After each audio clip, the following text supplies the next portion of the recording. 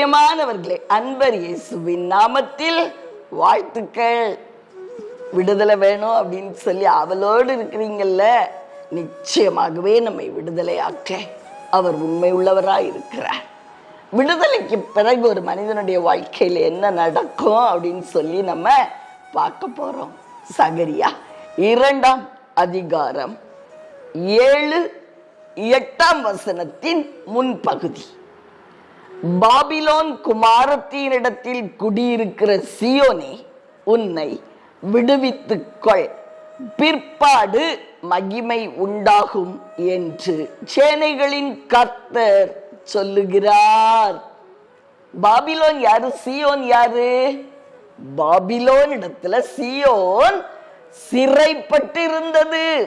தேவனாகிய கர்த்தர் சொல்லுகிறார், பாபிலோன் இடத்துல சிறைப்பட்டு இருக்கிற சீயோன் குமார்த்தியே, முதலாவது உனக்கு தேவை விடுதலை.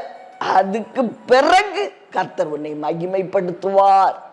விடுதலை இல்லாம நிச்சயமா யாரும் மகிமைப்பட முடியாதுங்க.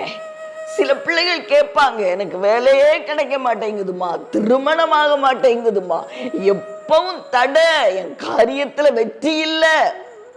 நான் ஜெபித்து பார்க்கும் பொழுது தேவனாகிய கர்த்தர் எனக்கு காண்பிக்கிற காரியம் என்ன தெரியுமா?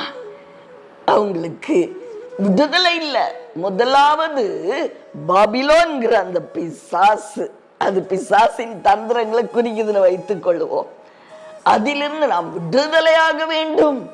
அவனிடத்துல நாம் கட்டப்பட்டு இருக்கும் பொழுது, அவனால் நாம் கட்டப்பட்டு இருக்கும் பொழுது விடுதலை, மகிமையை நம்ம பார்க்க முடியாதுங்க, நிச்சயமா பார்க்க முடியாது.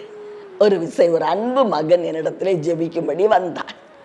அவன் பயங்கரமான ஒரு பொசிஷன், அதை வாயினாலும் சொல்ல முடியாம என்கிட்ட லெட்டர்ல எழுதி கொடுத்தான். அம்மா, இதான் என்னுடைய நிலைமை, உங்ககிட்ட எப்படி சொல்லன்னு எனக்கு தெரியலம்மா, ஆனா நீங்க என் தாய்ங்கிறதுனால, ஆவிக்குரிய தாய் நீங்க, அதனால நான் உங்ககிட்ட எழுதி கொடுக்கிறேன் அப்படின்னு சொல்லி எல்லாவற்றையும் மிக தெளிவா எழுதியிருந்தான்.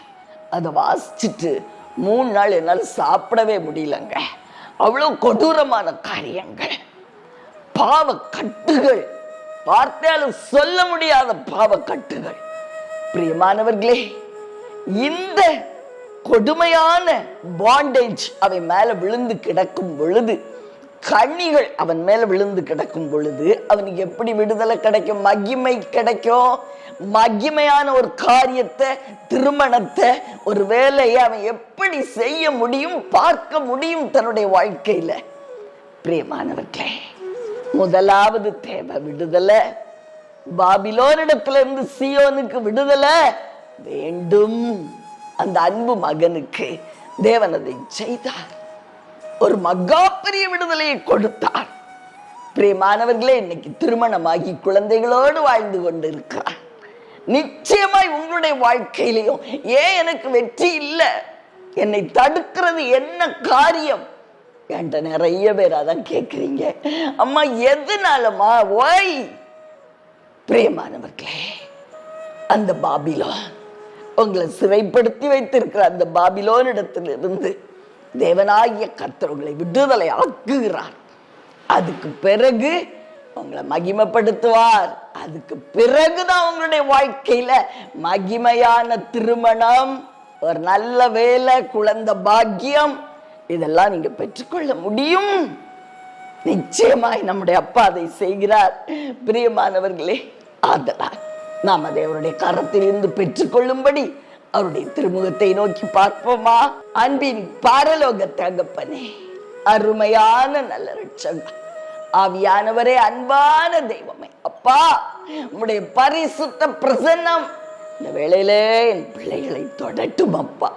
யார் யாரெல்லாம் ஐயோ எனக்கு ஒரு விடுதலை வேண்டும், இந்த பொல்லாத பிசாசின் கையிலிருந்து விடுதலை வேண்டும், என்னுடைய வாழ்க்கையில மகிமையான ஒரு காரியத்தை நான் பார்க்கணும்னு சொல்லி ஏக்கத்தோடு இந்த நிகழ்ச்சியை பார்க்கிறாங்களோ அப்பா, தயவாய் இறங்கி உம்முடைய காயம் பொருந்திய கரங்களால் என் பிள்ளைகளை தொடும். நாதா, தொடும், தொடுங்கப்பா, தொட்டுங்கப்பா.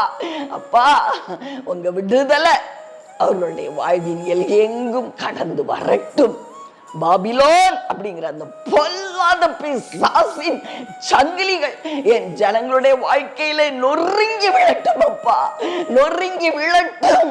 மரண கட்டுகள், கண்ணிகள், போராட்டங்கள், தடை உண்டு பண்ணுகிற கிரியைகள் அப்பா, பின் அடைவுகளை கொடுக்கிற பொல்லாத பிசாசு, தோல்விகளை கொண்டு வருகிற பொல்லாங்கனுடைய கிரியைகள் அழிக்கப்படட்டும். நாதா, அழித்து போடு இயேசுவின் நாமத்தில். ஐயா, உம்முடைய கரத்திலே ஜனங்களை ஒப்புக் கொடுக்கிறேன். தயவா இறங்கும், இறங்கும், இறங்கும் நாதா, இயேசுவின் நாமத்திலே பிதாவே.